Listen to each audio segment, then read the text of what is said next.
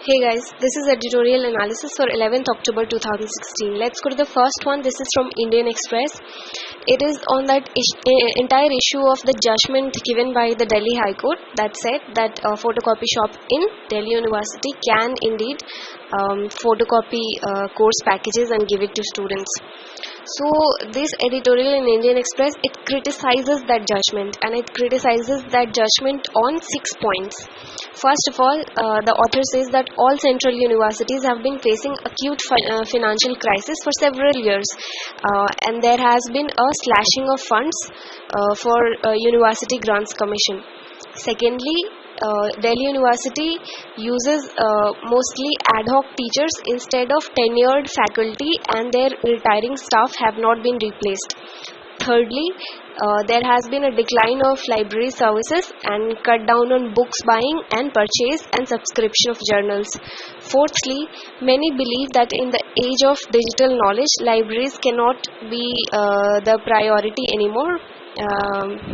But the author says that Google cannot replace basic texts. We still need basic text, and that is why we still do need quality libraries. Fifthly, that in this semester system, this mugging up from course packages is very exam oriented, and the moment one semester is over, the student has to start preparing for next semester. So it is not a very holistic education. And sixthly, publishing industry has already been hit very badly by budget cuts and recession worldwide. So we do not need to punish them more. So this is on that whole issue in Indian Express. I sort of do not agree with this author because I have studied in Delhi University myself for very many years, and trust me, it's so hard to keep your body and soul together in Delhi in North Campus that I swear to God, if I can Xerox the books cheaply, I would rather do that. Like, I don't care. So let's move on to the second editorial. This is from Hindustan Times. I thought this was very important, this editorial, because in GS paper 2, I think, yes, in GS paper 2 for mains, there is a topic called role of civil services. So I thought this next editorial was very important under that topic. So let's start. It says that a 2012 batch IAS officer from Chhattisgarh, his name is Anant Tayal, he was transferred as a punishment recently because he wrote on Facebook that Deen Dayal Upadhyay did not leave behind any authoritative scholarly work, and he never won an election by a popular vote. This was his response in the whole context of Deen Dayal Upadhyay's birthday being celebrated with a lot of pomp and show. So this author, he says that this is a very bad move. Punishing this IAS officer is a very bad move by the state government, and he gives out 5 reasons why this is a bad move. Firstly, he says that this was not an offensive act by the IAS officer. This was only an objective inquiry into a leader's life. Secondly, IAS officers too are citizens of this country, and they are free to express themselves. Thirdly, All India Conduct Rules of 1968 say that members of All India Conduct Rules of 1968, it says that members of services cannot criticize the actions of central or state government. But the author says that Tayal only sort of asked the public about more information on Deen Dayal Upadhyay. He was not criticizing the state or the central government. That is what the author says, which I don't agree with. It was, of course, a blatant criticism. Fourthly, in a 2014 notification from the Ministry of Communication and IT, that notification said that members of service are free to post responses in their personal capacity as long as they identify themselves in that message. They do not divulge confidential information, and they cannot transmit public records, and they must use an email identity connected to a server located in India in all such responses. So Tayal's FB post did not really violate this notification. And fifthly, the fifth ground on which the author defends that IAS officer, he says that this was a wrong message given by the government because it shows that bureaucracy must toe the line of their political masters. So these are the 5 grounds on which he defends that IAS officer. I really don't agree with him because political neutrality is one of the first traits that we should expect from an IAS officer. So this was on that topic, role of civil society. In this regard, I must remind you that a couple of years ago, right after Modi had won his election and he had gone to Chhattisgarh, then there was this another district collector who went and shook hands with him while he was wearing these big sunglasses on and created a lot of glamour. So you can check that out too. The next editorial is, it was yesterday there in the Hindu business line, and I had said that I'll do it today. So this is on organic cultivation. The author writes that only 0.4% of our cultivation in India is under organic cultivation. Last year our organic exports grew at 30% and domestic market in organic produce grew at 40%, and this is because of increasing number of affluent and health conscious people in India.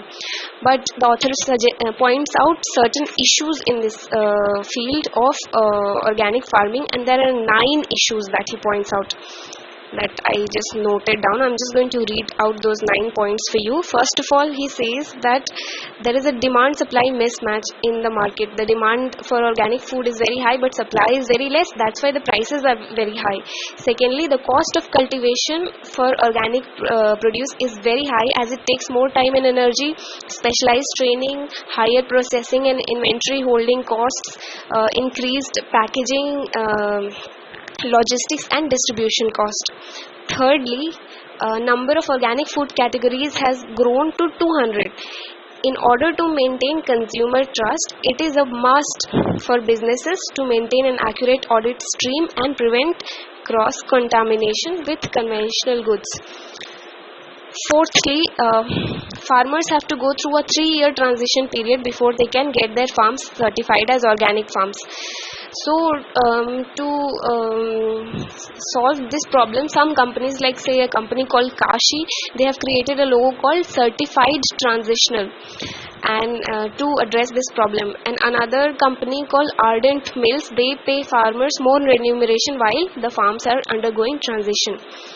Fifthly, there is low awareness on the part of producers on different issues like difference between organic and conventional produce, and there is lots of confusion on concepts like imported or domestic, product quality, authenticity of claims and certification, etc. Sixthly, it needs to be promoted in non-metro cities. Its cultivation needs to be promoted in non-metro cities through measures like community-supported agricultural farms or with programs like Grow Your Own Food program. Seventhly, the seventh issue is that there are a lot of counterfeit organic products in the market. Eighthly, organic produce gets destroyed by pests, and in that case, when it happens, there is no support from the government. And ninthly, consumers are not consuming responsibly. A lot of organic food goes to waste. So these are some of the issues in organic farming in India, and the author points out certain advantages of organic farming. The first one is, though it has a lower yield, but it is more profitable and environment friendly. Secondly, it gives several ecosystem services and social benefits. Thirdly, it gives nutritious food because and there are less pesticides used in it. Fourthly, it releases less carbon dioxide. Organic farming releases less carbon dioxide in the atmosphere. Fifthly, it produces equal or more yield in long term. And sixthly, the cost of conventional farming is eventually paid by the consumers only due to increased hospital bills and pollution. So that is something in organic farming sector. There is a topic called agriculture in GS paper 3 of mains. So it will come under that. You can include that Pradhan Mantri Paramparagat Krishi Yojana under this, which is supposed to improve organic farming in India. You can check out it, you can Google its provisions of that new scheme, Pradhan Mantri Paramparagat Krishi Yojana. Let's go to the fourth editorial. This was also there in Hindu Business Line yesterday. I'm including it today. This is on the issue of the latest sale of spectrum. So the article says that more than 60% of the spectrum remained unsold. And why did this happen? This happened because of very high prices set by the government. For example, the 700 megahertz band, that is most ideal for broadband, it failed to get even a single bid due to high reserve price by the TRAI, Telecom Regulatory Authority of India. TRAI had based its reserve price on European standards, but in Europe they already have universal broadband access, and now in Europe they're focusing more on quality and speed, but we cannot follow them in this regard, because for us universal access to broadband is still a distant dream, and very high prices for spectrum is a blow to Digital India program. So in this regard, government is treating spectrum as if it's only meant for revenue generation, and it has neglected the long-term needs of our country. So that's it on 11th October 2016. Yesterday there was one more on non-performing assets in the Hindu newspaper. It was very important, but it was very, very long and boring. I'm going to do it some other day when there is less stuff to cover, because if I make this video very long, then you're going to lose interest, and I'm not going to do that. So that's it for today. Thank you.